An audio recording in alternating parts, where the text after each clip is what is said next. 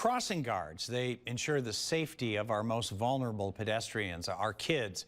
And this week, we're recognizing them and all that they do. There's so many great ones out there in our area.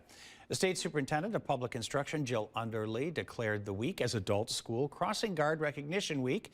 It's a time to appreciate those crossing guards and their dedication to keeping our communities safe.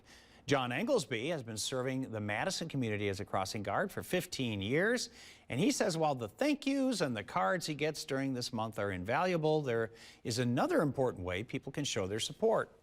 Another thing they should do to show their appreciation is to abide by the speed limit. As long as they drive at speed limits that are posted, it makes it a lot easier and safer for everybody.